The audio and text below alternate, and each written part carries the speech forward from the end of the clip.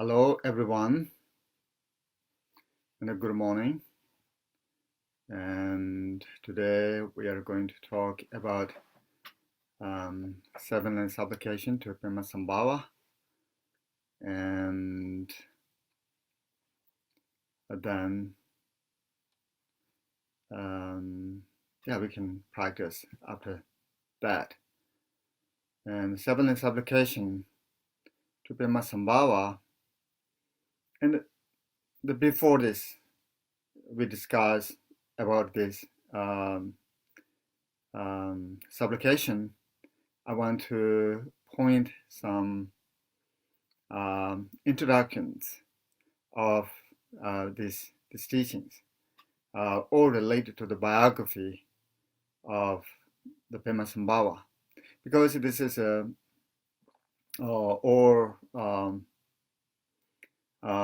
related to these teachings.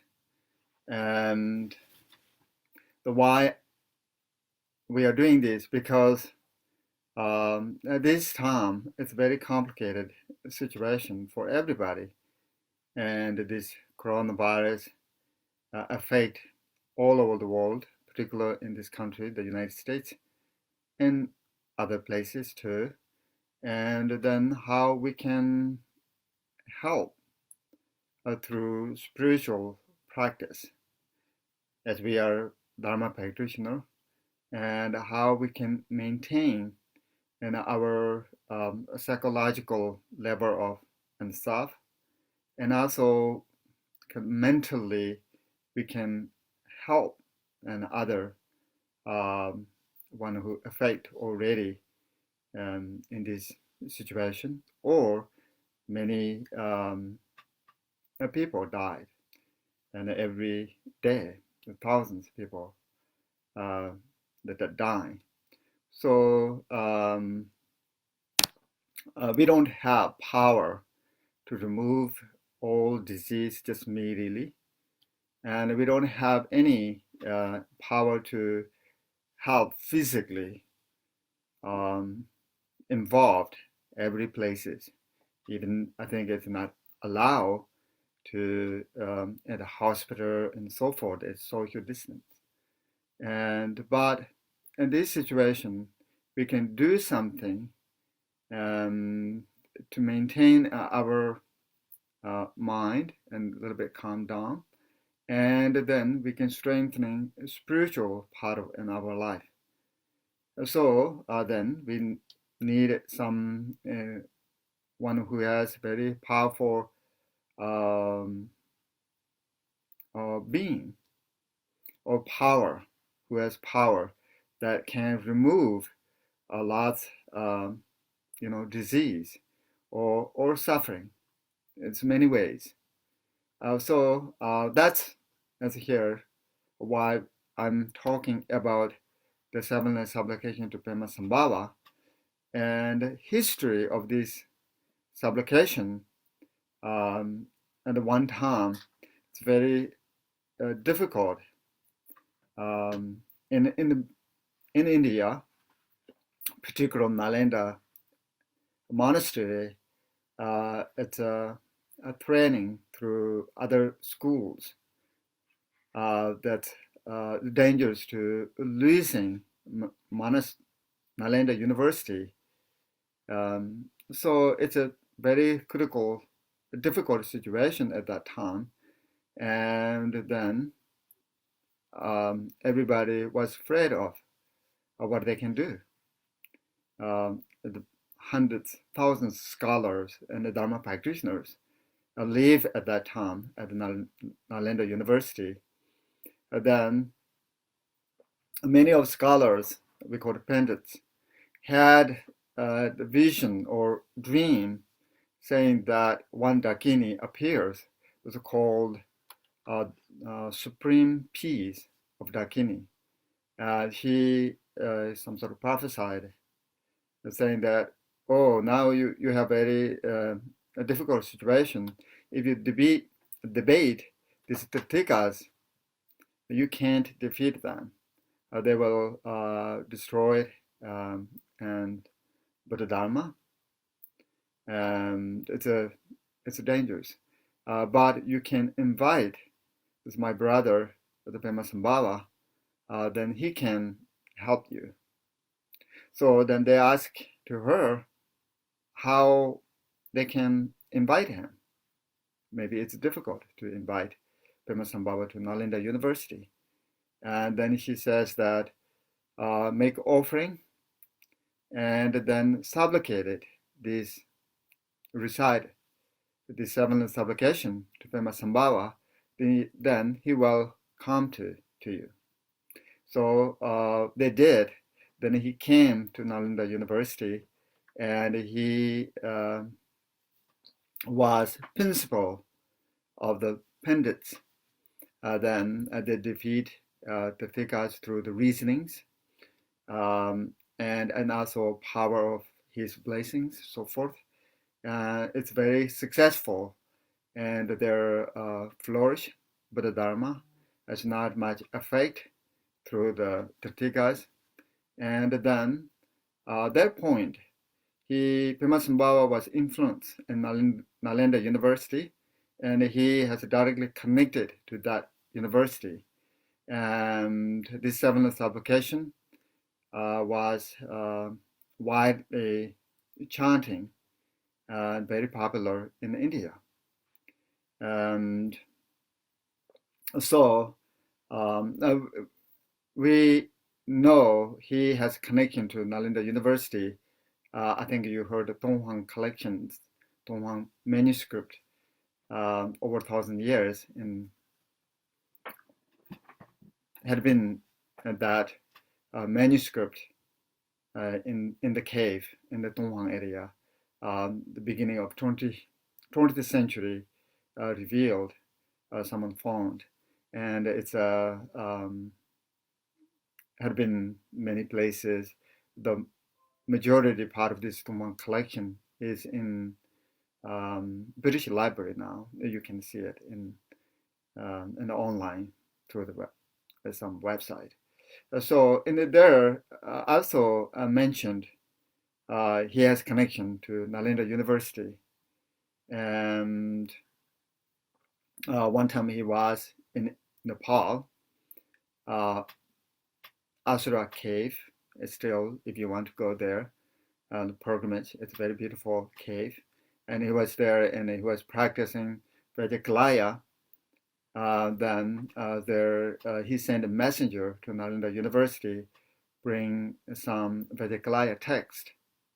So it's he had connection to Nalanda University. And then later I looked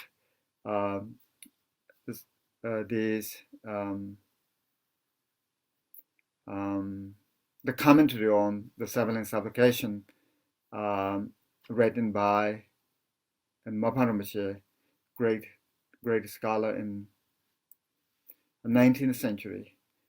So he mentioned that too. Says that he has connection to Nalanda University. That's why what I'm saying is we called the 7th supplication is kind of a magic way of invoke Padmasambhava. It's a long history involved in this. It's a very short practice. Since when he was in Nalanda University, then thousands as Dharma practitioners is reciting this 7th supplication. This is very powerful, blessed, the word itself, and many Dharma practitioners of particular Tibetan Buddhism, the Vajrayana Buddhism, almost every the major schools of Tibetan Buddhism recited this 7th supplication. And the particular Nyingma school of Tibetan Buddhism, we always chanted right from the beginning when we start something or sadhana, that we chant this 7th supplication, invoke Padmasambhava. So it has lots of meanings. Later, maybe if you have permission or received some abhishekas, initiation, of the Vajrayana teachings, then maybe you can explore in the meaning, the inner meaning or secret meaning of those words.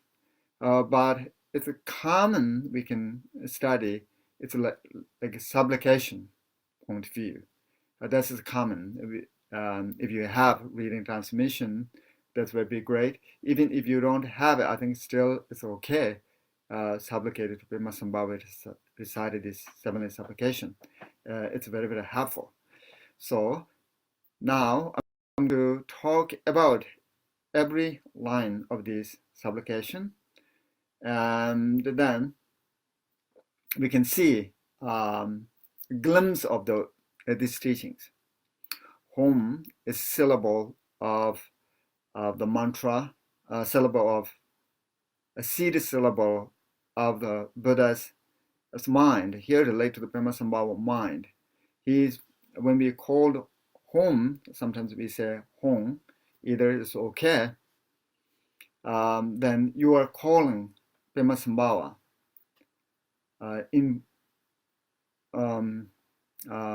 inviting.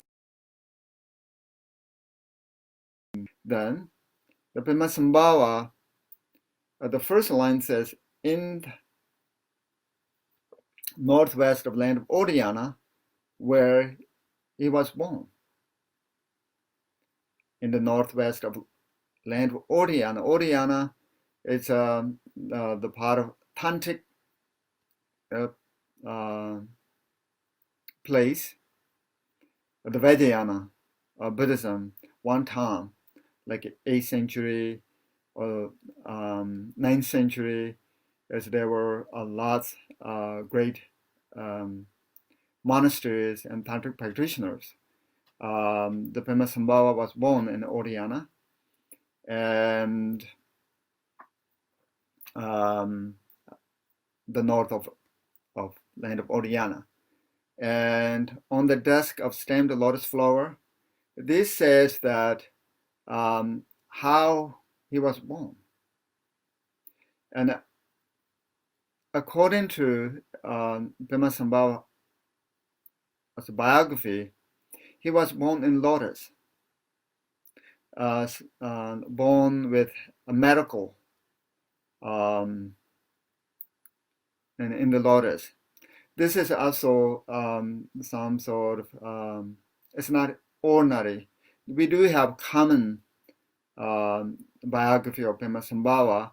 Then he was prince of the Uddiyana's, the king called Indabodhi, and he has father and mother. Then later he is a great tantric master. Then gradually, he's very powerful Dharma practitioner. But in common, or maybe it's now common in Tibetan Buddhism, Padmasambhava was born in lotus. It's magical where we explained, and he was born in the lotus flower, and Padmasambhava is an emanation of the Amitabha. Amitabha, look at in this world, needed someone very powerful, already as a being, enlightened being that can help in our world that need to remove lots of obstacles. And this one's obstacle is that disease, obstacle that war, obstacle that poverty, and so forth. He can certain things. He can do it for the thinking beings. So then Amitabha see this needed in the world. He emanated seed syllable called Shri, and sent it to the lake of the Dhanakosha, the court. And there is a lotus flowers, large, the big lotus flowers, and the seed, the Shri, the descent to the lotus flower. Then the lotus flower blooming, and thus he turned to the Padmasambhava. And a small boy, they said 8 years old, the boy, the size of the 8 years boy. And at that time, then as their king of in the body doesn't have any son, a lot bad things occur in his country. So he really wants the son. The later he found. I'm not going to detailed explanation of this related to this. Maybe later if you have time. So he was born a lotus. It's common tradition of the Dharma, treasure revealing the teachings of the Padmasambhavas. We do have a lot, hundreds, thousands. The biographies of the Padmasambhava, they're all the text biographies explained he was born in lotus. You wondrous one have attained supreme siddhi. You wondrous one, Padmasambhava, you can see is not ordinary person. One who born in this world, then gradually learn something, right? And they took a spiritual path, and then he studied and contemplate, meditate, then gradually he achieved some realizations. Then familiar with that, and then first Burma, second Burma, third Burma, it takes years, then later he become enlightened being something. We don't viewing like this. And here is a kind of extraordinary being, already Buddha, wondrous one, and ready to help the thinking beings, their need. And then he has many manifestations, 8 manifestations, maybe more, thousands. Its Padmasambhava is not only this benefit for this world. According to this biographies, his manifestations and billions of the world, and he influenced different ways of doing it.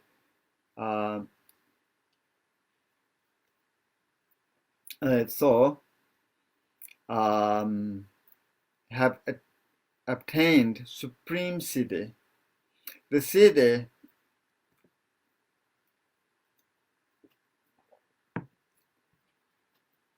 there are 2 types of siddhis, ordinary and the supreme siddhi. Ordinary is just like a long life, healthy, happy, or wealth, just common sense, right? Some realizations, some magic and power, and so forth. This will be called the ordinary siddhi and the temporary siddhi, and it's not supreme siddhi. In Padmasambhava, he obtained supreme siddhi. Supreme siddhi is that the enlightenment. The one who was ordinary person, then gradually become enlightened being. He is not like that case. He already enlightened being. He achieved supreme siddhi when he just came in this world. Then, renowned as Pamakara. Pamakara means lotus born. That's his first name. If we can put it his biography, then in the body he found the sun in the lotus. He took the sun with lotus and put it in the boat, and then he invited him, brought to, and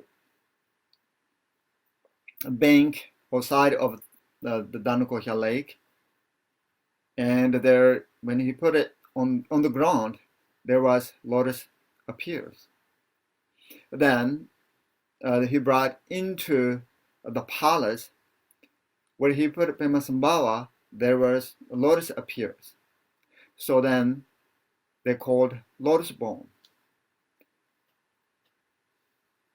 Pamakara. Renowned as Pamakara. That's common. It's not just only common in our world, and it's common in other world. They call it lotus bone, Padmasambhava. Other world means billions, according to these teachings. Billions world is renowned as Pamakara. Then you are surrounded by a retinue of many dakinis, and in India and in Tibet and the Himalaya regions.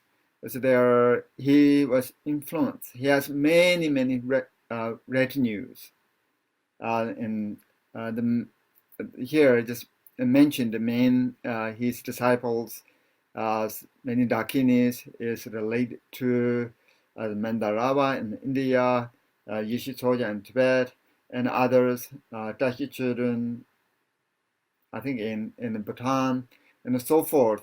Then he has like King Trisong Detsen was the disciple of him, and 25 great disciples, all as a disciple of Padmasambhava, surrounded by a retinue of many dakas and dakinis. So great Dharma practitioners. Later, those great his disciples influenced Tibetan Buddhism in Tibet and the Himalaya regions. That's what we have right now. All those teachings, this kindness of his influence. He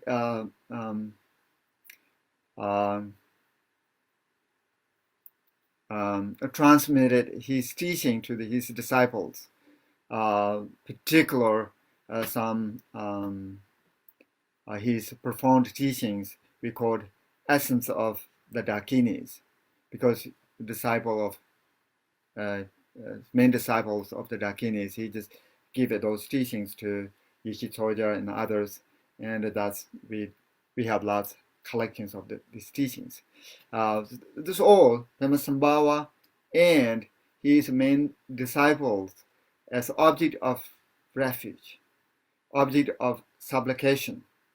And Padmasambhava, as I mentioned, is not ordinary person, right? He is embodiment of all the Buddhas.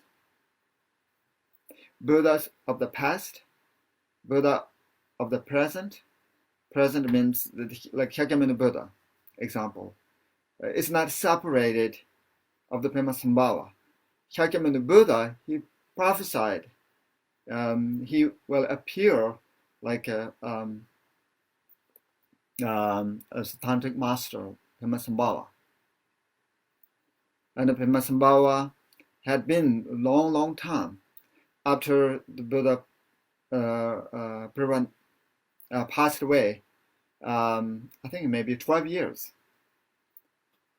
He was born in this world. And then when he came to Tibet, it's the 9th century. Between that time, he was in India, as many ways influenced. Just help the one who needed or one who supplicated to him.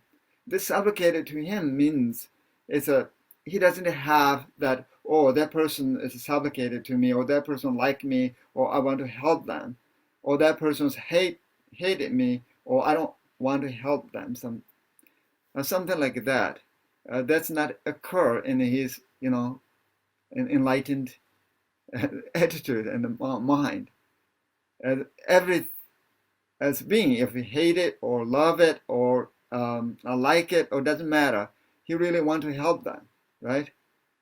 But it matters is that someone really supplicated, that trusted him, supplicating him, This makes karmic connection. That seed he influenced to help them. Otherwise, it's like a rock. Doesn't matter how much you're pulling the water, it cannot go into the rock. If you prepare the soil and then put the water, and the water sink in the soil and grow the seed or something. It's similar. We have to have devotions and faith in supplicating to the Padmasambhava. That makes connection to Padmasambhava. His blessings influence into it in the body and our mind. And so, he is not just a regular person, right? Buddha of the past, present, and futures. If we supplicate to Padmasambhava, as hold the view as embodiment of all Buddhas, then reciting mantra of Padmasambhava, you are reciting all mantras of the Buddhas. You don't have to. It's nothing wrong if you recite mantra of Avalokiteshvara, mantra of Tara, and others. That's also fine. Or you can recite mantra of the Padmasambhava, hold the view. It's an embodiment of all the Buddhas. And the saying that if you practice one,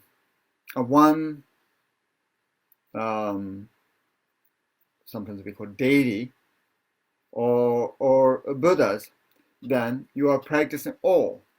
Sometimes we don't know this essence of the Buddhas. It's just oneness, right? One.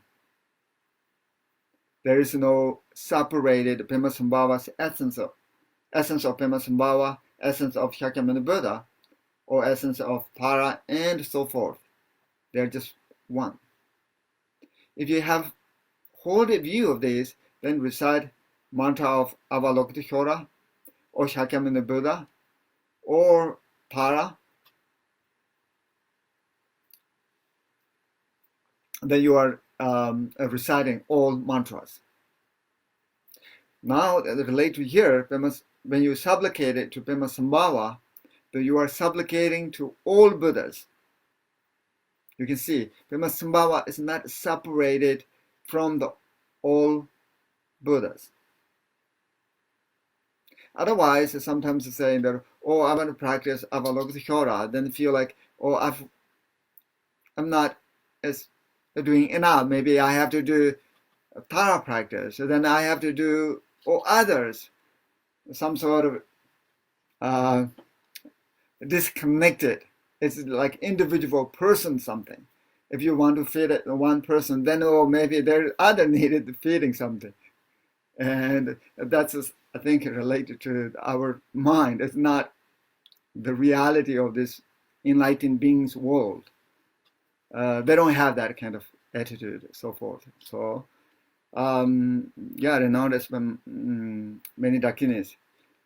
Because I'm committed to following you, this is a real supplication. Above this is you are visualizing or remembering some sort of reflection of the Padmasambhavas, where he was born, how he was born, and then what kind of person he was, and there's the Padmasambhava and his retinue is object of supplication. Now, the real supplications, because I'm committed to following you. Please come again to blessings, right? Committed to following Padmasambhava, that we have to have faith, that I already mentioned. Otherwise, it's very hard to, help to us. Like Padmasambhava, point of view of Padmasambhava, it doesn't have the clothes and long distance, close distance or long distance. But it's like a sun. Padmasambhava is like sun. Sun is arising. It doesn't have intention, want to help someone, or doesn't want to help or others. One who was outside of the house or tent, whatever, then sun is shining to you. If you just sit in the dark room complaining in the sun doesn't have that kind of attitude, but it can't help to the one who is in the room or the dark place, and so it's not much help. Similar, Padmasambhava came to help in this world, and he never ever died. One who has a real connection, spiritual connection with him, he influenced through the blessings. As many ways can help remove obstacles and bestowing some sort of realizations and so forth, right? I'm committed to following him. Is really we have to trust him and supplicate it to him, and then real what we want come and grant you blessings, right? Come to us and grant you blessing. Blessing is that body, speech, mind. Be following Padmasambhava's footstep because we want to be like him, enlightened being. Our body, like a rainbow body, as Padmasambhava, it doesn't have any corporeal body. Even disease cannot affect. The coronavirus can't affect Padmasambhava's body, right? It's a rainbow body. If we become enlightened being, then we achieve rainbow body. Something like that. And then its mind is the wisdom mind. Speech as the Dharma teachings. And then temporary blessing right now, be invoking Padmasambhava come to us and grant our blessing. Is that grant you your blessing, right? Is that the first protected in our body, not might affect this coronavirus and others virus that exist in this world. This is not first time. It's not last time. If you look at history of the world, the disease, it occurs all the time. Sometimes it's a widely influenced, killed millions of people. Sometimes we have very skillfully handled this situation and stops. But now the coronavirus, it's very effective in this world, all over the world, and hundreds of thousands of people are affected. Directly, people's life, indirectly in the people's life. I think indirectly for all nations, all citizens of the nations of this world affected. And if we thinking about that situation over and over again, then it's destroying in our spiritual life and our mental abilities.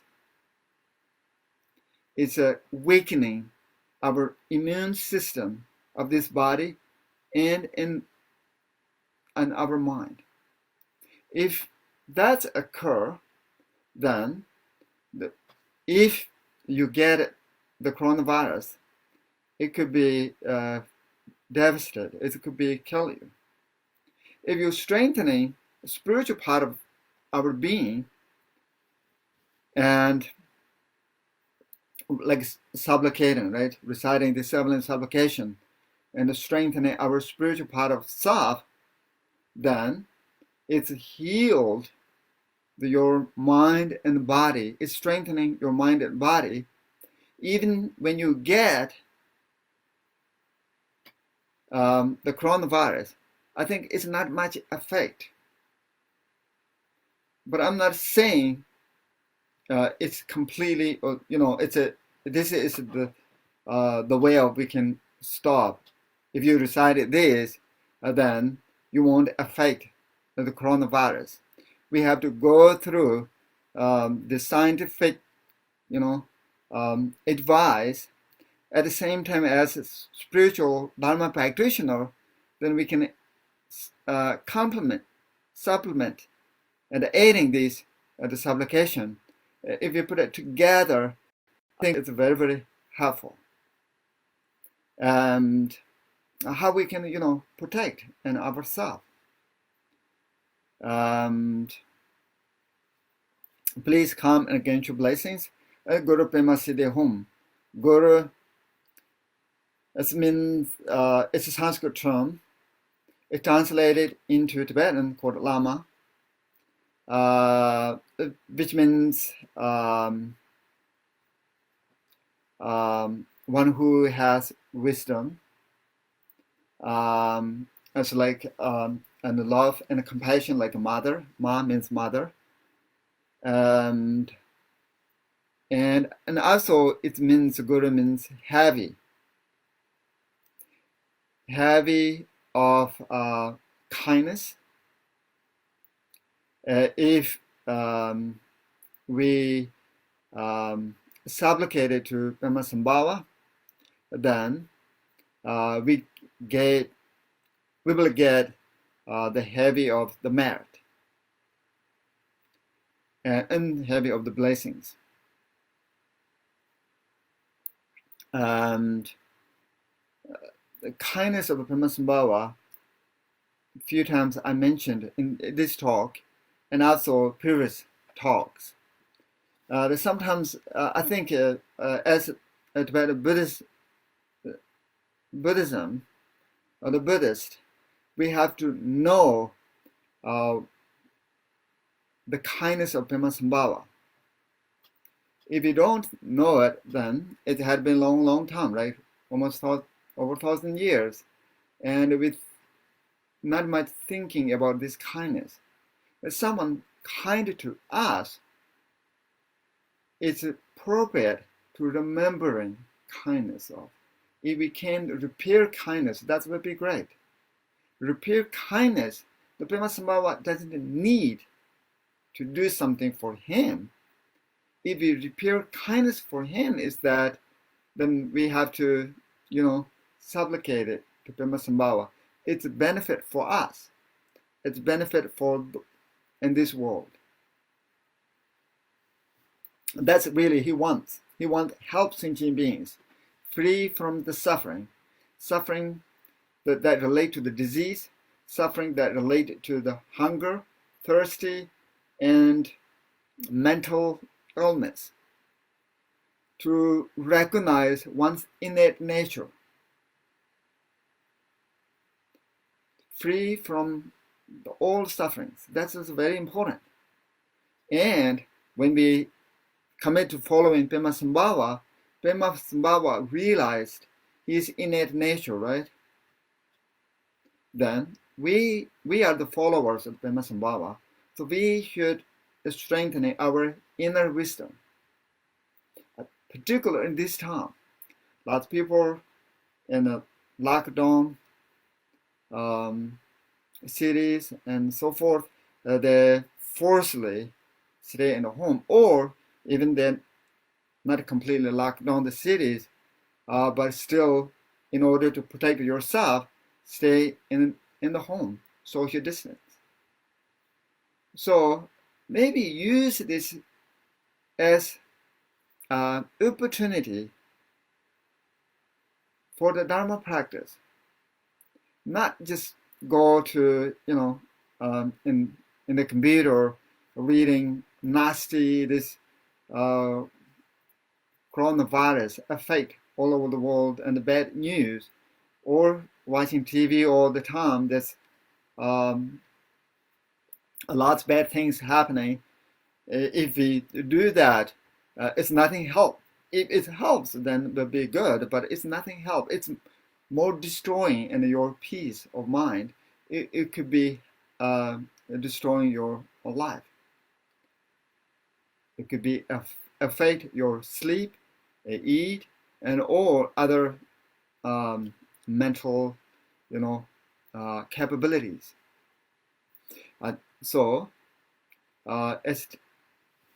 let's take this as a dharmic path, transform your more at home kind of retreat, and just more rest, and just read your senses and with mindfulness, and then at some point you can supplicate it to Padmasambhava, reciting this 7 supplication, and other we have to Samsanje, and the recite Vajraguru mantras, and any others. So then Guru, right? He gives the very good advice. He was very kind for the world, not only the 8th century something. At that time, he was in India, he was in Nepal, he was in Tibet, he was in China, and Bhutan, and many other places. Helpful, and then he translated many authentic Dharma teachings. Those it's very helpful for us now. Now it's the time he is influenced all over the world as one who practices Tibetan Buddhism. This what we have, the large collections of the Buddha's teachings. Because Padmasambhava's kindness, his effort, his blessings, he gave it this teaching to the world. If he didn't come to in the Tibet in the 9th century, 8th or 9th, then we don't have these teachings. Those teachings over 100 volumes, the last completely in India. Even very hard to find a Buddha's,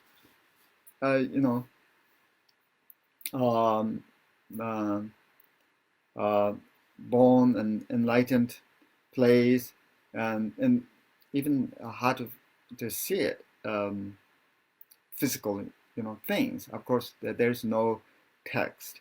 So I think it's really it's a very kind for us. If we remember, it's helpful for us. Then Pema is his the first name, Padmasambhava. Then Siddhi, as there are 2 types of Siddhis, right?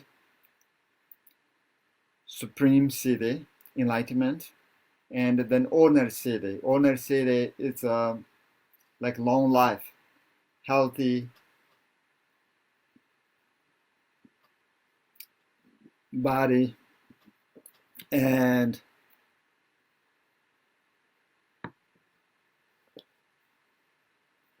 healthy body, and like samadhi example, or some magic. It's just ordinary Siddhi. Samadhi, that kind of read and others' mind. It's not that high realization, so it's ordinary Siddhi. The real Siddhi is that enlightenment. The the goal here, when we supplicate to Padmasambhava, we are directly connecting, make a connection to Padmasambhava, and we are accumulating in the merit. That merit is lead to realize our innate nature. That is ultimate the Padmasambhava. Ultimate Padmasambhava is that supreme siddhi. When we connect it to the supreme siddhi that we already possess, sometimes we call it seed of Buddha, Buddha nature, right? Sometimes we say our innate nature of the mind. One who attached that, connected, then we are really connected to the Padmasambhava. The manifestation of that then, as Padmasambhava, historical Padmasambhava, it's very kind. It's over 1,000 years influence as many millions of Dharma practitioners. He blessed the land, many lands. In India, where he was activities performed, and still the people go there, pilgrimage, retreat, and practice. And when they go there, they can kind of, connect it to him.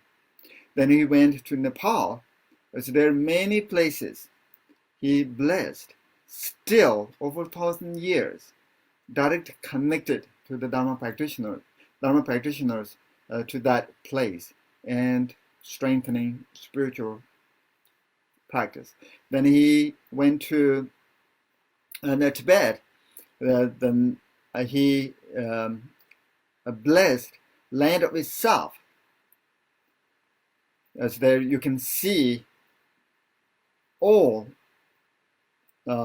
places of Tibet, as their mountains, as their local people. If you ask, there is Padmasambhava cave. He was sit there and blessed, and you can see a fingerprint in the rock, and his fingerprint on the lakes and the mountains, as their humans and non-humans influence.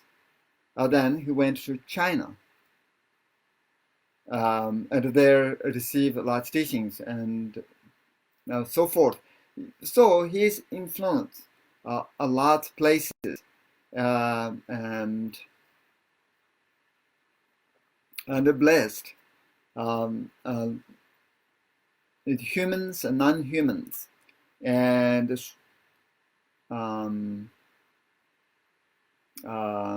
many centuries. So now it's time, it's spreading to Buddhism in the world. One who has a karmic connection, Padmasambhava, like us, then his influence for us, it's very, very helpful. So just only knowing that is not enough. We have to strengthen our innate nature of one's mind. And just reciting this 7 supplication mildly, and sometimes in a wide open place, you can supplicate it, Padmasambhava, invoking. And I think it's gives some sort of bliss and self for us. And then we are making good connection to Padmasambhava. And supplicating for the Padmasambhava, we will achieve the siddhi, right? This is a goal, siddhi. And not just only for self and for others. Right now, we can supplicate to Padmasambhava, remove all this disease in our world. It's not occur like this again in this world. And he made promise as that, saying that when at times difficult, he will appear, can help. He also predicted this kind of disease, saying that there's lots of disease occur. There is no medical record says that the disease, it doesn't have any medicine at that point. As he gave some mantras, protections, some substance, maybe that some substance put it together, kind of protected, and so forth. So that's related to this seven supplication. Guru Pema Siddhi, whom is now, as I mentioned at the beginning, is we are inviting him, and the last is there that at the concluding, and this seven supplication, this please give to us the Siddhi, right? Through this supplication. I think this is a simple, short explanation of this seven supplication. This supplication is very blessed. It's supplication. Lots of Dharma practitioners hold it as very precious. It's like a mantra, right? It's like wish-fulfilling jewels. And when we recite these supplications, this supplication itself, it's a blessed. And that when we do this supplicating, reciting, then it's automatically Padmasambhava come to us. Even we don't see it because we don't have this, wisdom eyes, wisdom as mind. Our mind and this corporeal body eye doesn't have to directly seeing it. Maybe you can feel it or whatever, but it's a kind of magic way of invoking Padmasambhava, bring into us. So that's all today's talk. We can do this chant practice, and then we can do medicine Buddha too. I think you this chant you can get. I already posted on the Facebook the seven supplication to Padmasambhava, and also what we are chanting is it's short text. There is refuge and bodhicitta and the seven supplication, mantra of Padmasambhava. Then we have Tusum Sanje, a prayer to Guru Rinpoche through clear obscuration on the path. Then we have prayer for the people of this earth and dedication merit. I think you can see or download it in the Pamakara as a website. It's there.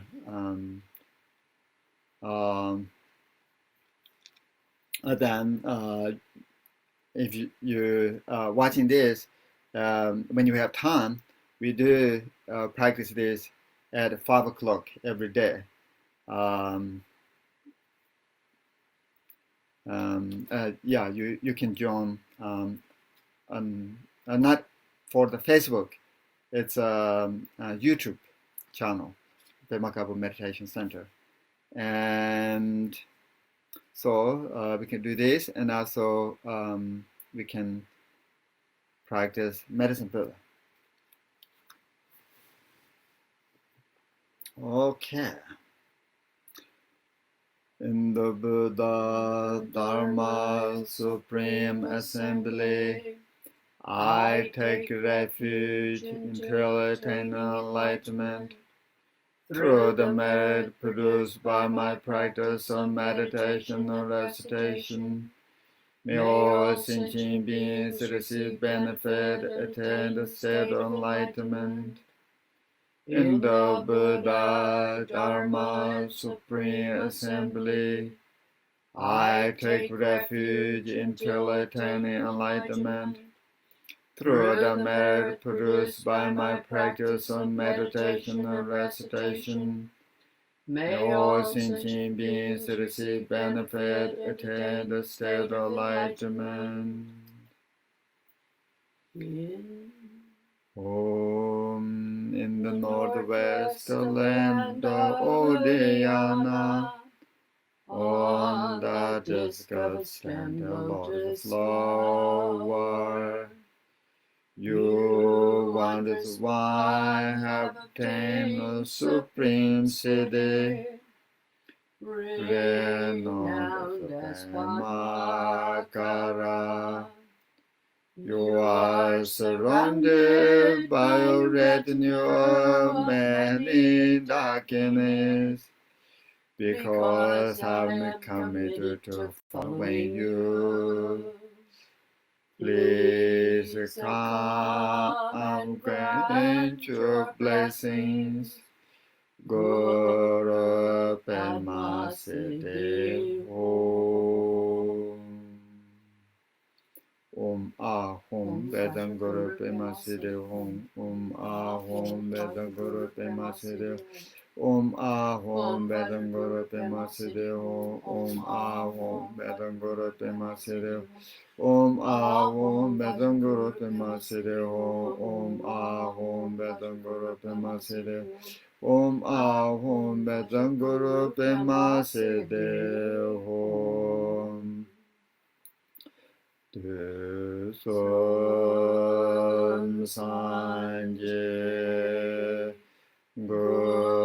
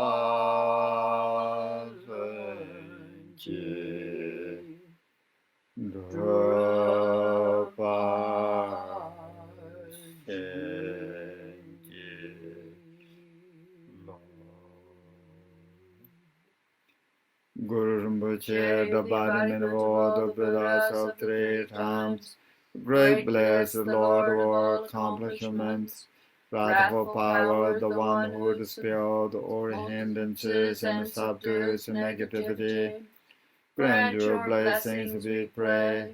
Please remove all unnecessary obstacles. May all our aspirations be fulfilled. At this very moment, for the people and nations of this earth, may not even the name of disease, famine, war, suffering be heard, but rather may pure conduct, merit, wealth, and prosperity increase, and may supreme good fortune and well-being always arise. By this merit, may order omniscience, may defeat enemy wrongdoing, from the stormy waves of birth, old age, sickness, and death, from the ocean of samsara, may I free all beings.